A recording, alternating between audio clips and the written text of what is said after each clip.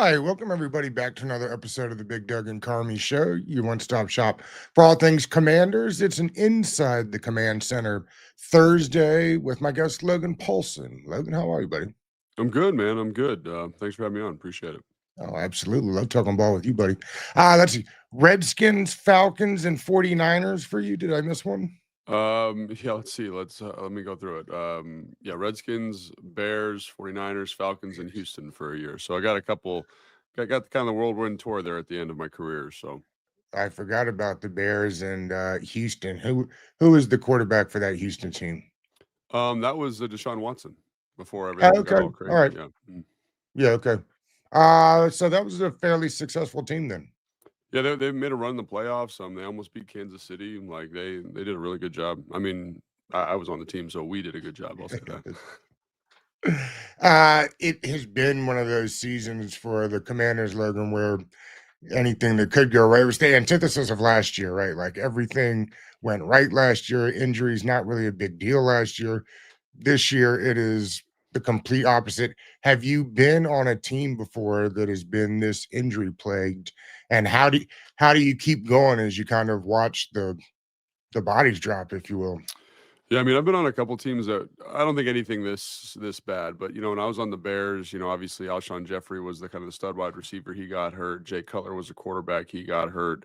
We had a couple offensive linemen and running backs that got hurt as well, offensively and defensively. Some guys moved to IR very early in the season, and anything that we thought we could be was definitely hijacked by those injuries. And quite honestly, I said this somewhere else, like when you're an NFL pro, there's nobody's coming to help you, right? So you got to figure it out. You got to just kind of keep putting one foot in front of the other, keep trying new things, keep trying to batten down the hatches and get through the season. And I tell this to people all the time. Like I was a bottom half of the roster guy for most of my career. So for those guys, like I'm not just auditioning for that week of playing opportunity. I'm auditioning for the rest of the NFL. I'm auditioning to the GM and the coaching staff saying, I deserve to be a part of this team the following season. So there was a lot of stuff like that kind of maybe outside of football that keeps you motivated, that keeps you on task during these dark times. All injuries are not the same. Do you have one yourself that you remember more than others? I mean, obviously, I tore my plantar plate in 2014, 15, something like that, 15, which is like that turf toe ligament. And I tore mine Mm. completely. I had to get a reconstructed surgery. And that's the only injury in my career that I missed significant time for. I had to go on IR for that. And obviously, I remember that one because the rehab was so comprehensive getting back, kind of trying to stay in shape, get, mobility and function back in the foot. And I still kind of have issues with it today. You know what I mean? It's just one of those things that kind of changes how you walk and changes how you run. So kind of always dealing with the residual from that. But that's one that really sticks out to me for sure. The two injuries for Jaden Daniels this year both came in a time where the game was out of hand.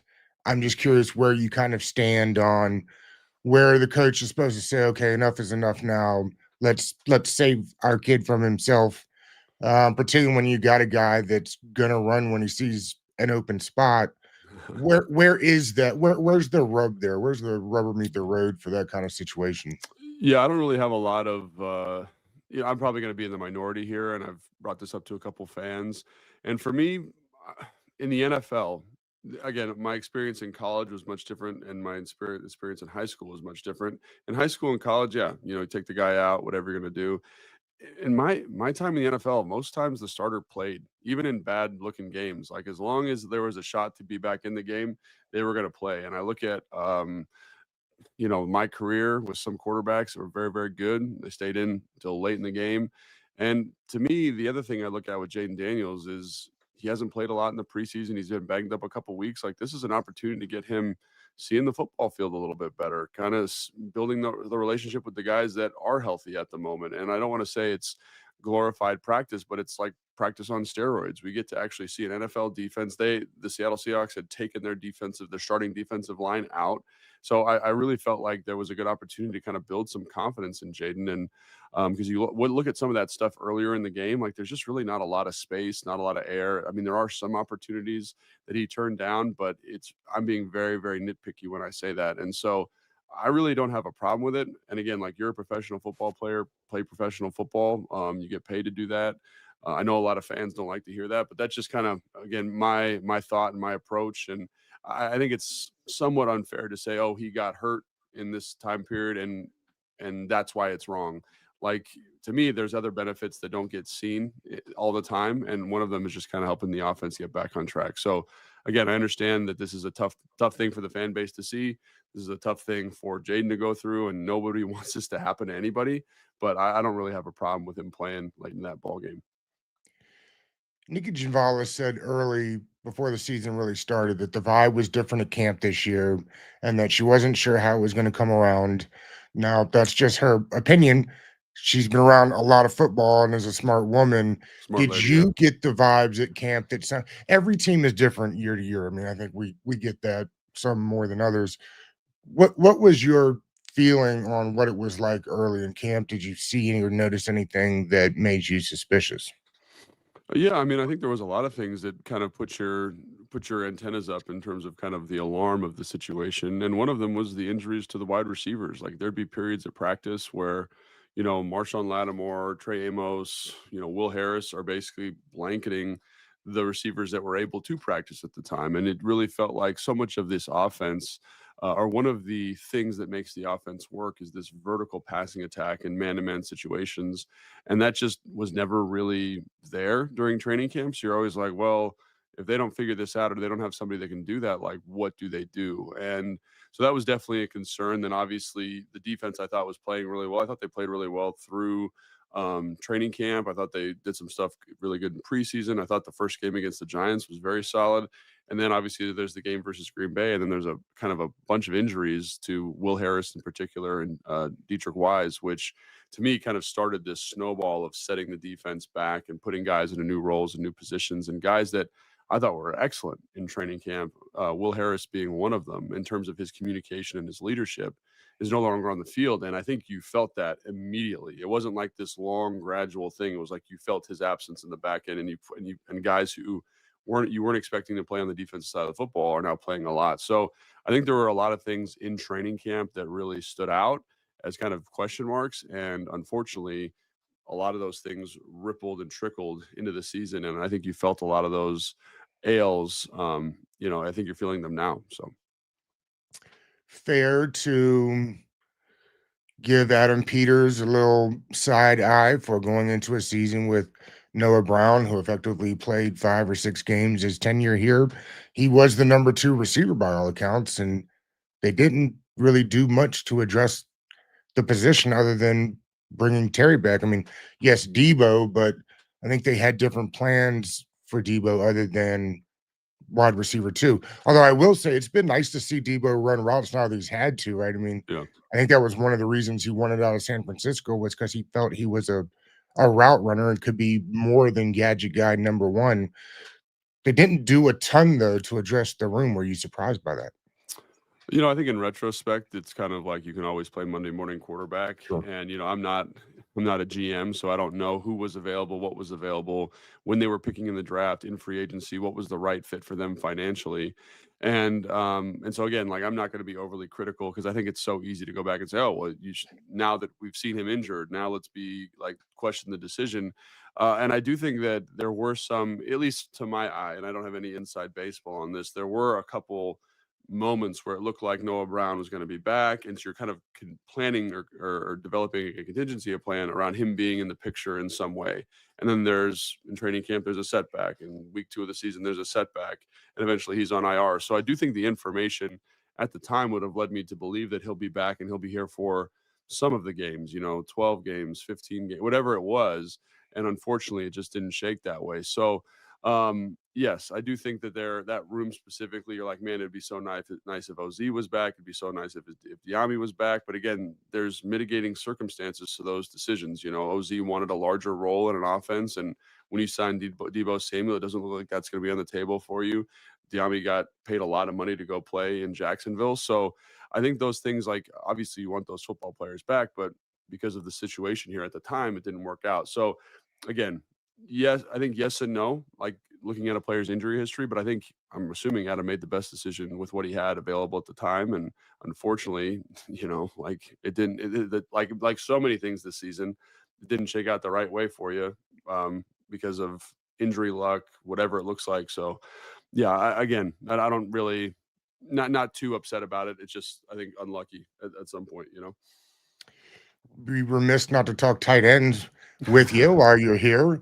The fan base, I know you know what the fan base is thinking. They're very upset that we can't get Ben Sinnott more time. At least he's getting snaps, but I think the fan base like to see him getting more targets. Mm. What do you think the holdup there is? And at what point of this season do we have to finally say, okay, listen, we've got to figure out what we've got in guys like Ben Sinnott?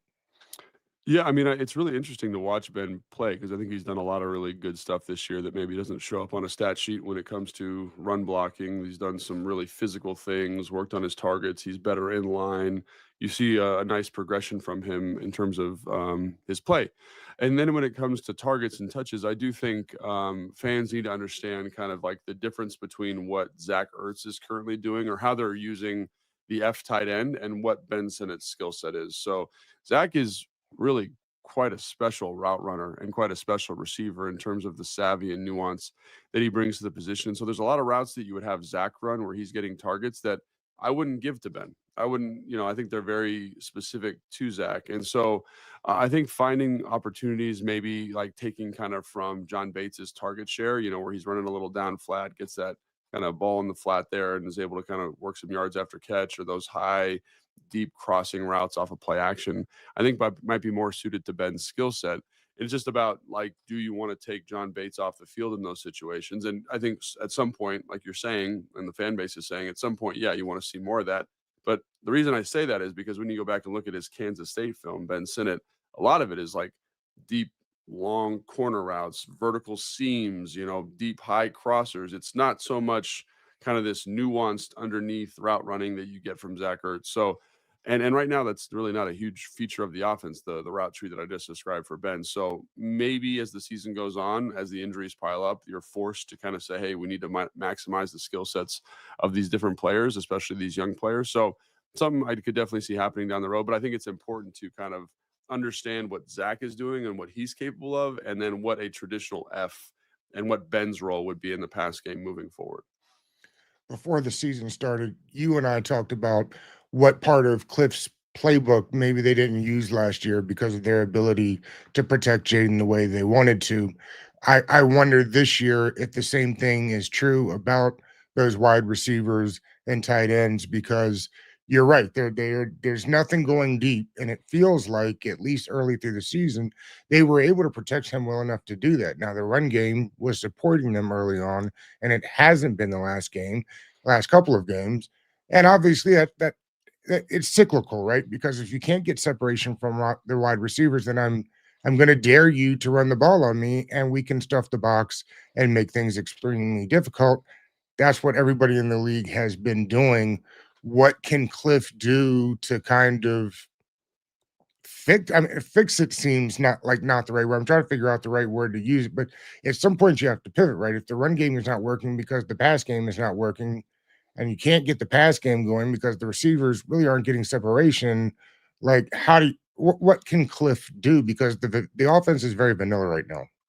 Yeah, and I think it's important to, yeah, just acknowledge how challenging that is and how challenging that's going to be moving forward. Because ultimately, like everyone wants to talk X's and O's, like, oh, scheme and formation and all that. But if you don't have guys that can consistently win at those spots, and that's across the board, that's on the offensive line, that's at the running back spot, that's a tight end spot, that's at the receiver position.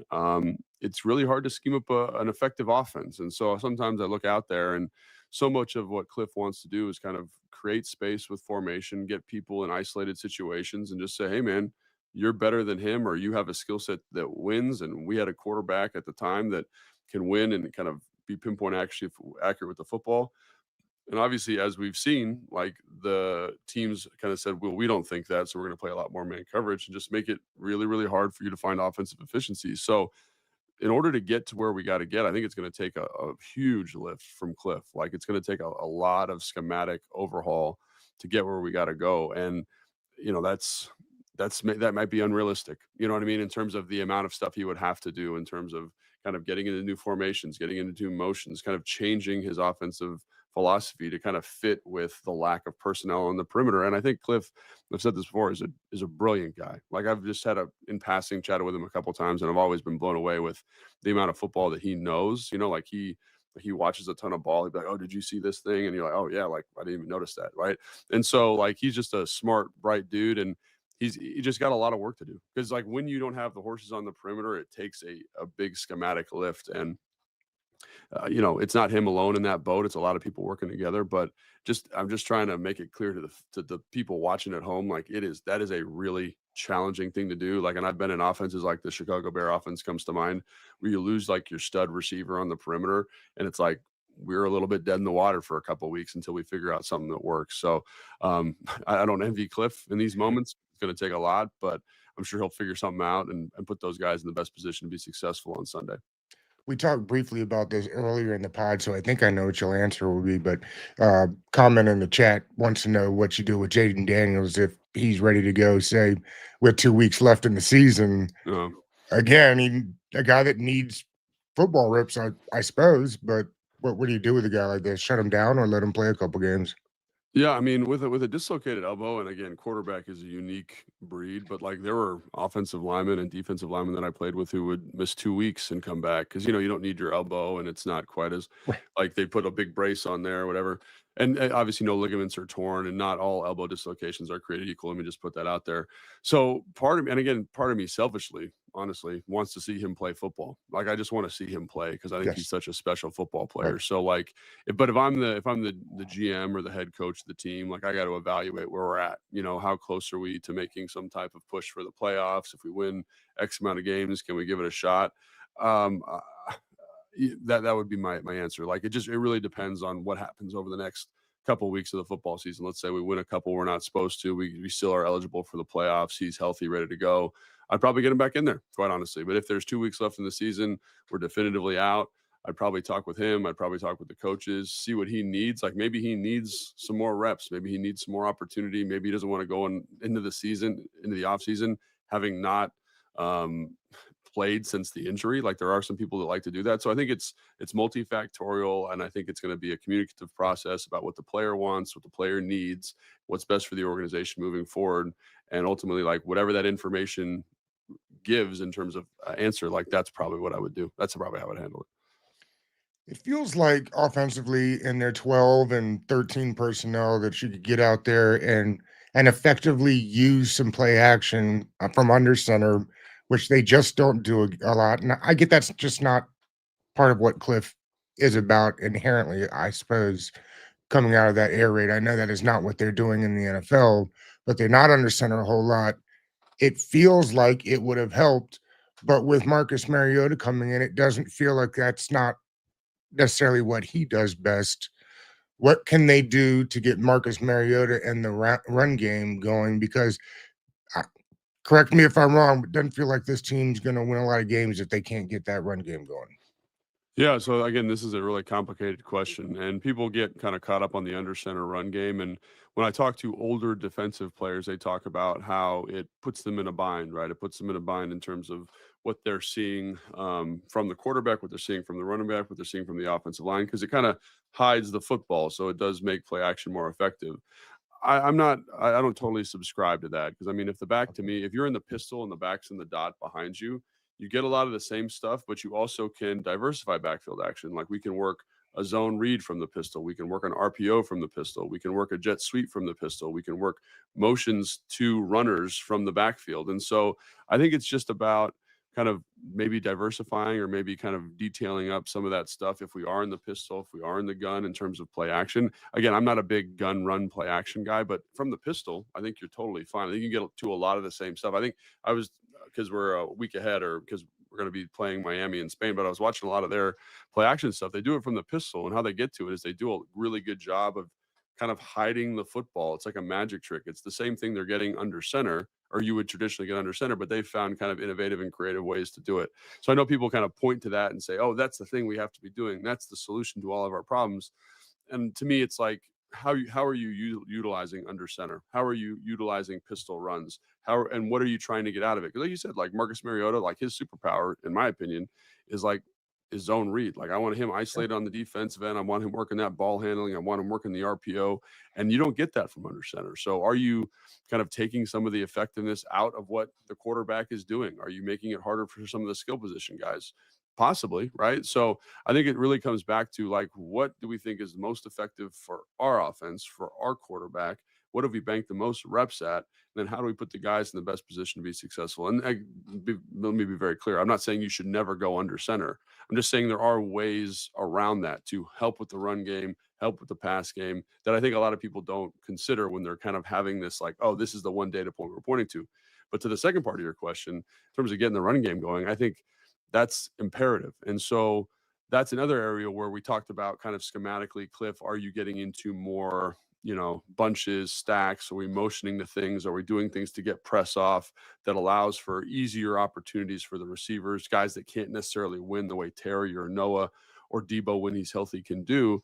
So it's the run game. It's the same thing. Like, how do we make sure we've got, this is a big one for me. How do we make sure we got good angles in the run game? And so, like, if you look at the Bears game, they kind of had bad angles. It was very vertical on the double team. Those are really hard to do at the NFL level. So, how do we ensure that if receivers are in the surface, if we got another tight end in there, that we can get that thing targeted effectively, make sure our angles and combinations are good and nice and secure, and then we let it rip. And so again, Bobby Johnson, I believe, is the run game coordinator. Like, that's a big lift for him. So when you are banged up, when you're not at 100%, it really takes the schematic elevation and pushes you into a whole new space. And so again, like, I don't envy the coaches, man. This is a tough opportunity that they're dealing with here, but I think when you talk with these guys, they're smart. They're smart football people, and they're gonna do everything in their power to make sure that it goes. So that's kind of what I'm banking on, is that Dan Quinn, when he hired this staff, hired a bunch of people that are hard workers, grinders, and going to figure it out. And I think it's going to take that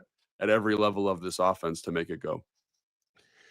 Is it obviously you want Jaden Daniels at all times if he's available, but is it fair to say that Marcus Mariota maybe starts out with a better rapport with some of these receivers because they were further down on the depth chart, right? I mean, who's throwing to the third, fourth, and fifth string wide receivers? It's Marcus Mariota, right? So it feels like if there's any kind of little bright spot to look at, it's one. I'm with you. I think he's a magician with the RPO. But I think he's probably better just as far as seeing the read and making the read and doing those kind of things. And then again, his familiarity with some of the guys he's actually going to be playing with maybe helps him a little bit. No, I think I mean, that's something I hadn't really thought about, but it's true. Like, these are the guys that he was throwing to for the majority of camp. And what's funny is Jaden was also throwing to a lot of these guys for stretches of times in camp because they were so banged up, or what. When you step back and look at it, like, the receiver room is such a, it, it's in such a tough spot, to be quite honest. And so when you're a quarterback and you don't have a lot of solutions on the perimeter, like, some of these guys were unemployed weeks ago. Some of them were on practice squads. Like, and I'll tell you, like, having been in a locker room, there is a definitive difference between your stud number one wide receiver and the dude you have on practice squad. Even though that dude was like amazing in college, right? Like, it's just different. And they've seen, like, there's a reason, like, when I was in Atlanta, we had a bunch of really talented guys on practice squad, guys that were really good. But I would never say any one of these guys can have a fraction of the production of Julio Jones or Mohamed Sanu. I would never say that. And you feel that here, right? And you feel like the difficulties that are going into that. So I know fans are really excited about Traylon Burks, and so am I, quite honestly. Like, he's a former first round player. He's got a lot of talent, but like, he's got a little ways to go to kind of integrate and acclimate into this offense. So to your original question, yeah, I think it is helpful to have some familiarity with what they're doing and how they're doing it. But ultimately, like, they're not there yet in terms of NFL ability and skill level. And I think that's the thing that's so incredibly frustrating. Watching the offense is like, it just feels like they're playing the game with both hands tied behind their back. And it's nobody's fault, because I think Jalen Lane's going to be a heck of a football player. When Luke was healthy, I thought he was going to be like, I thought he was progressing in a nice way. Yes. And is he ever going to be your true number one receiver? Probably not. But is he going to be a serviceable 3-4 kind of guy for you? Yeah. And when you lose those pieces and you just keep taking pieces away from that group, it just becomes incredibly difficult to be effective offensively. I want to get to the defense a little bit. Before we do, I just want to get off the offense on this. I know you and I talked after the draft, and we're both big fans of the Connerly pick. I think we both also knew that they were drafting him for the future in mind as well, right? Like that's the guy that when you talk to NFL talent evaluators said told me personally, if he had gone back another year and had the same production, he'd have been a top 10 pick. He'd have put on some of that weight and strength he needed to be more successful at the NFL level. I still like the pick. I know he'll be compared to the kid that Kansas City took, and they could have had Jihad Campbell that's playing real well for the Eagles right now. I still like the pick. What is your thoughts, and how have you found his season so far? Yeah, I mean, I think you hit the nail on the head there. Is like we picked an offensive lineman at 29th overall who had the talent athletically to be a top 10 pick, right? And I think there's something inherently valuable in that. And people say, "Well, I haven't seen it." And I would say go watch him play, especially in the run game. Like his movement skills are he's going to be fine, man. He's going to be a good pro in the NFL. Like there are certain things that I have a lot of questions about this team moving forward, and Josh Connerly's development arc is not one of them. So to me, like one of the hardest things in football is to play offensive line. Like offensively, it's quarterback and then offensive line. And so and especially going at every level. So when you go from high school to college, it's a crazy jump because the physicality is so different. And then you go from college to the NFL, there's another jump in physicality because the defensive ends here. Think about it. Everyone runs a 4.5, everyone's 260, everyone's got a bag of pass rush moves. The worst guy you'll see in a season is going to approximate to the best person you saw in college. So there's that. There's the technical development that you need to go through. There's the mental development that you need to go through. Like protection schemes in the NFL are diabolically opposed, or like they're diabolically more challenging compared to what you're going to see in college. Like you can get away with an easy 5-man slot, easy 5-man pros, easy rules. That's one of the main differences in the college game in the NFL. So you're seeing some of that too. And so in terms of how he's approached each week, in terms of his improvement, I think he's going to be fine. He's going to be fine. But I think the thing you talked about that I think is so important to understand is physically, he's not there yet. Like he's got to get a little bit bigger. He's going to put on a little bit of weight. Like when you see him in person, he's a big dude, no doubt, but there is so much more potential in his frame, which is the other thing that gives me a lot of confidence. So like if you can be with him and think about the guys that are like studs at the position, when I played with Matthews in Atlanta, or when I played with Laramie Tunsil in Houston, they are just you shake their hand and it's like shaking hands with a brick, man. Like they are just built out of granite because they've just calcified their bodies over the course of 5, 6, 7 years going against these freak athletes. And he hasn't built that callus yet. And I think it'll come. And so, like, are you going to deal with some ups and downs from a young football player? Yeah, but am I very confident that he'll figure it out? Yes. And so people look at Simmons. He's missed a ton of time this year because of some undisclosed personal thing. Jihad Campbell was coming off a major shoulder surgery, right? So, like, there are questions to those guys, and everyone wants to say, I was right, you were wrong after what 8 weeks of NFL I, play. But I want to see what this looks like 2, 3 years from now. And I think if you're a Commanders fan, 2, 3 years from now, you're gonna be like, man, I'm so glad we ended up with Josh Connerly. And I really believe that. who, by the way, will still only be 24 years old in three Crazy. years from now. That's the It is craziest thing crazy. about it. Yeah. Yeah. Are you extend? I do want to get to the defense, but are you extending Tunsil? He's I'd shown you probably enough that he's I worth the next 3 or 4 years. I think that's the other thing about you talking about, draft capital and everyone's like, "Oh, there's no picks." Like he is There is a so pick. good at football, man. Like, Yeah, and I will say this, like whatever we gave up, I don't remember the exact trade values. It was like 2 seconds and two fourth fourths or or whatever it yes, was. yeah. Yeah. But you don't find franchise left tackles in free agency, and it's unless you're picking top 10, you don't usually find them in the draft, right? Everyone talks about, oh, remember that year? Was it last year where it's like Joe Alt and Amarius Mims and Troy Fatanu and all these Right. guys? All those guys are still outside of Joe Alt are still experiencing growing pains, and Joe Alt was a top 5 pick. So unless you're picking top 5, it's going to be really hard to find a dude of this caliber to bring in. So I think it's a great addition. And again, like there are some things that the whole offensive line is working through from a chemistry standpoint, which makes sense to me. Like he didn't get a ton of reps with Chris Paul. Connolly didn't get a ton of reps with Cosme, right? And so it's just they're kind of working and growing on the job. But I think that group can be and has shown flashes of being very, very good this year. It's just they got to kind of gel and keep growing together. The defense, I mean, it feels like they've been put on notice by the league, and the league knows kind of what they are and what they can't be. They're going to see another Detroit offense this week that is just loaded with ridiculous, silly speed and playmakers. We hear so much, Logan, about man. We hear so much about zone. I mean, at some point, you've got the players that you've got. Defensive coordinators coming down from the booth. What realistically can they do to kind of slow down this high-powered Detroit offense? So I think they're running into a lot of the same things the offense is running into, and I know fans are probably or were they spoke to me about it very frustrated with Marshawn Lattimore. But think about it: you're down a starting corner, you're down a starting safety. You're gonna have to move some pieces around out there and kind of elevate people that you weren't expecting on elevating. Then you look at the front, and I look at the ends, and I'm like, man, like they're in a tough spot in terms of guys that were on practice squad that are now playing more. So, what I will say when I watch the film is I think there's some talented pieces. Like you see Kinlaw, he flashes. Payne, obviously, is a freak. Bobby, I think, is such a consistent tackler. Like that's valuable for the defense, right? You see flashes from Reeves. You see flashes from Mikey Sanders still in terms of ball luck and ball turning the football over. There's some pieces here to be excited about, right?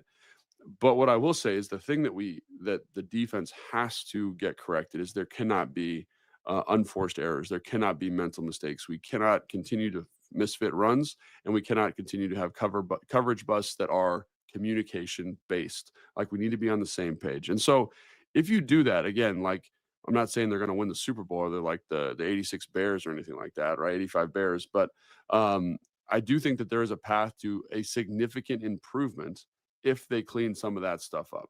And, I was really confident coming out of the Kansas City game, specifically the first half, because I thought you saw a lot of signs of that. They played a penalty free football. They turned the football over. They were fit runs and tackling at a high level. You felt what they can be. And that's even with them being pretty banged up. So then I'd say, okay, well, next week against Seattle, like hopefully we'll see flashes of that. And unfortunately, we didn't. But I think if they can get that communication cleaned up, there is a shot where they're not the worst defense in the NFL, and there is some improvement, and they do give the offense some support. And that's kind of what I'm hoping for is that flash what we saw in Kansas City, the stuff we saw against the Giants, the stuff we saw against the LA Chargers, kind of we can get that together for 4 quarters of mistake-free football and put our best foot forward. And so that's my expectation is like let's just not be punching ourselves in the face when we don't have to, or shooting ourselves in the foot, maybe is a better analogy.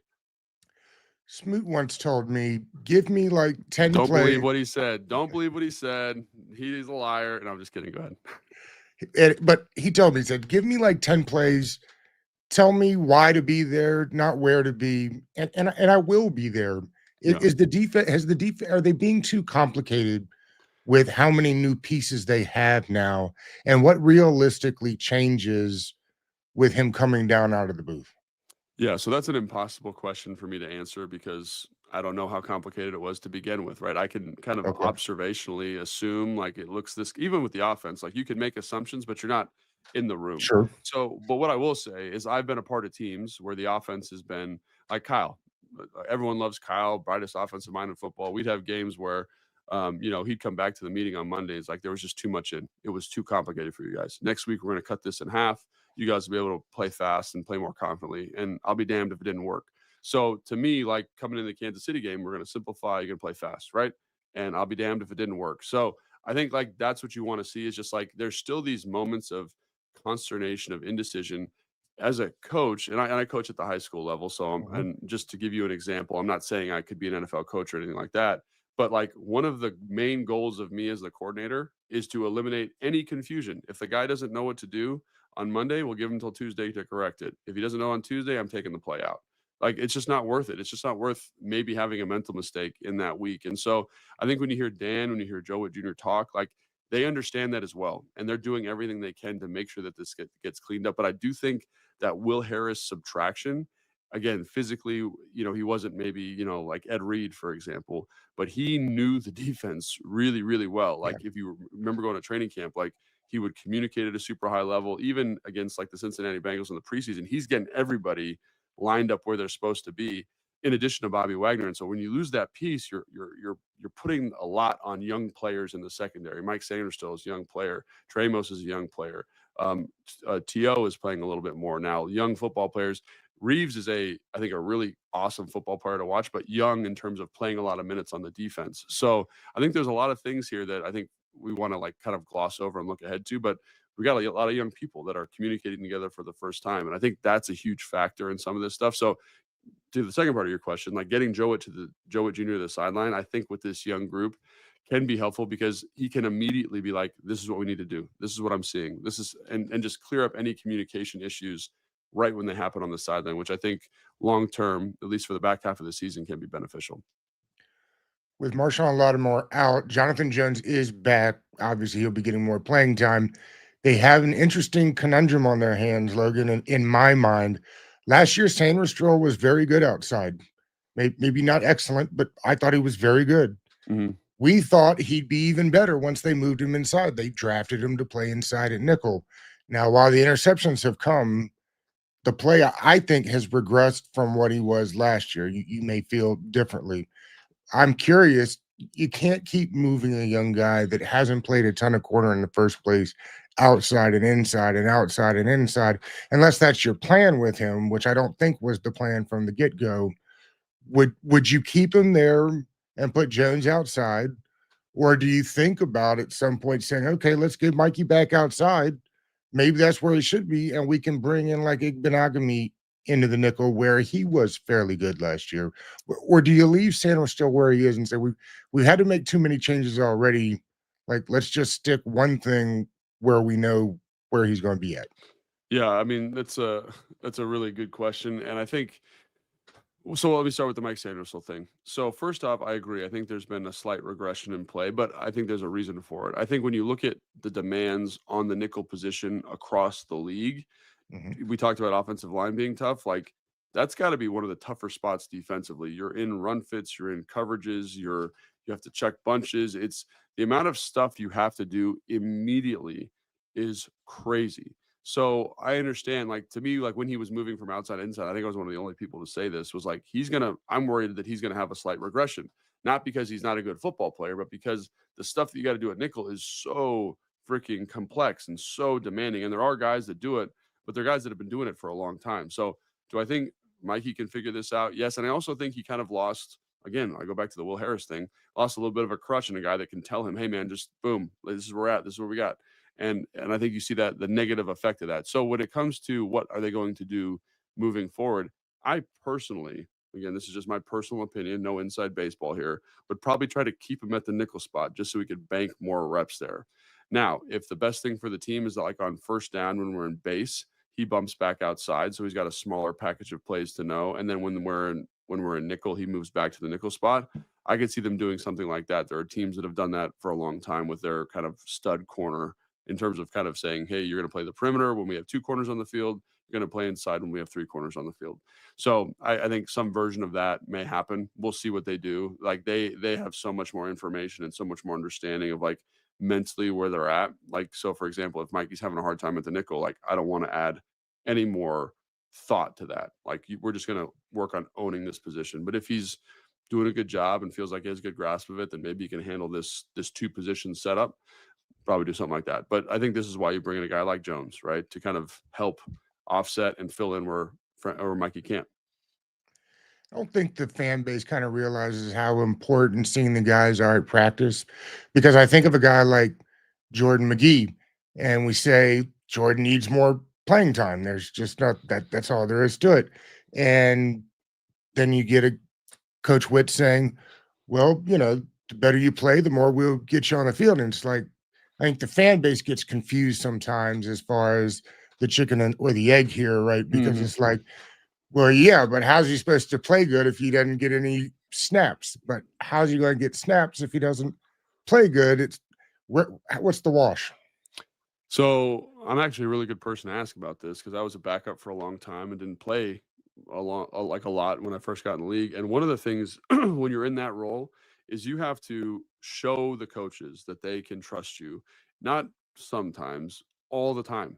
And so like your preparation, your study, Like, because you're not going to get the reps in practice. Like Bobby and Frankie are going to get those reps, and they deserve those reps. Those guys are good football players, right? So you have to kind of say like, when my moment comes, when Joe Witt Jr. calls cover two and it's a 4x1 overload, do I know the check?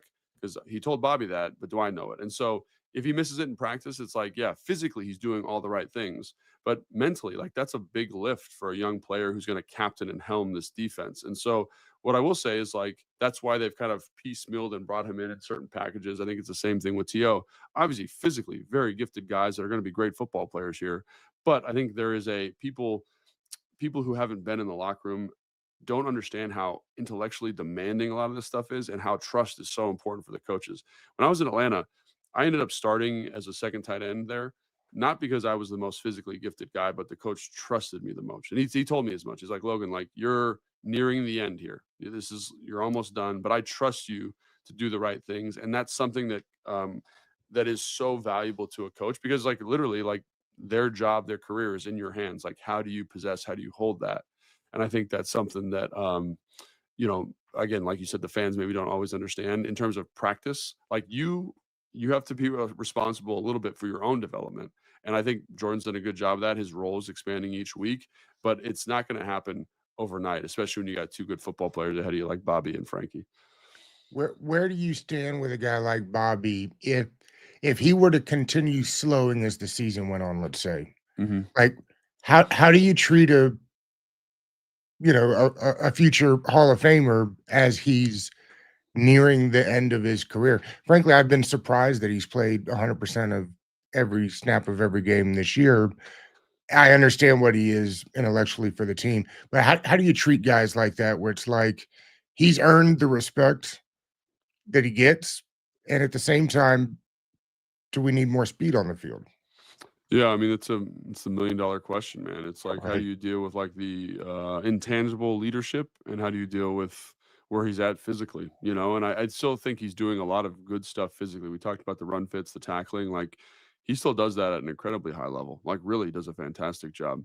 It's just about like where you think the drop off is and is it detrimental to the team? Because again, the leadership that he brings is very valuable. You know, like there was a play, I'm on the sideline for the broadcast and the DBs are all kind of yakking at each other, not in a bad way, just kind of trying to figure out what they're supposed to do on a certain coverage. It was the Mike Sanders still touchdown to number 15, and they're talking and they're kind of, you're going to be here and I'm going to be here. And then the person that is the calming voice isn't a coach. It's Bobby Wagner who comes over and says, hey, man, we're just going to call this. And you guys all go with that?